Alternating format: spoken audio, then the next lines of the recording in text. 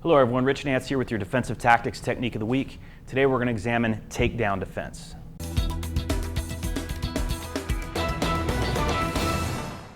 Frank, you know that being taken to the ground, particularly if we're on our back, taken down by the suspect, is one of the most dangerous positions we can be in as police officers. Absolutely. We've talked about that before. We have limited mobility, our gear is accessible to the bad guy.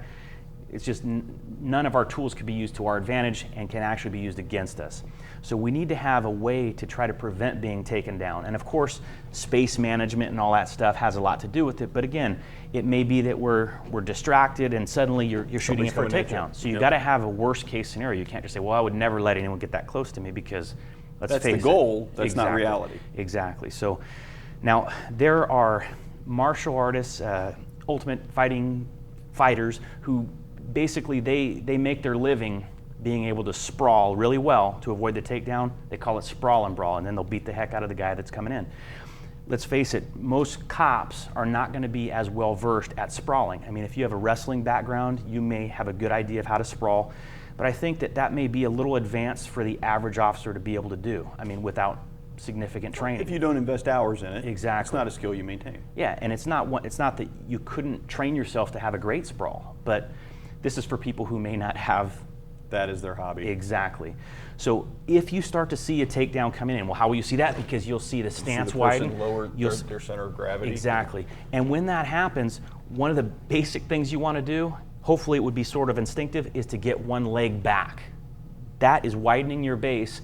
If both of my feet are together, let's say I'd have a poor interview stance and I'm kind of facing you like this with both of my feet here. If you grab both my feet, we know what's going to happen. We know how that story is going to end with me on my back and probably hitting pretty hard. So you can pre-stage this by having a good interview stance to begin with, but if someone lowers themselves like that, you need to be lowering yourself because now I'm giving you essentially one leg. A good sprawl might be if you start to come in and I'm going to shoot both legs back and sprawl and drive you down. But again, that may be a little more dynamic than some officers are capable of pulling off. And if you miss, then you're just face planted in front of the bad guy. True.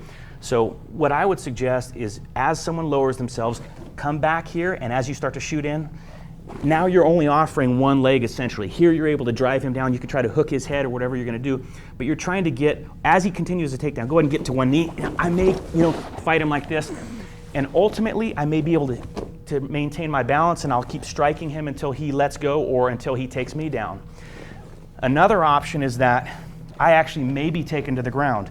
Now if that happens, go ahead and grab hold, Frank, and let's say you grab and I do come to the ground and you decide you want to come down with me to the ground. If my legs were at least open, I have a chance of attaining a guard position where I'm a lot more safe. If when he knocked me down, my feet were close together, like this, and he comes in and grabs both my feet and takes me down, there's a good chance he's going to wind up in the mount. So again, another reason to have that wide base when you think someone's going to try to shoot in on you. He comes in, I'm going to widen my stance and just start striking him there. High threat. If someone takes you down, you got to be able to deliver effective strikes to prevent that.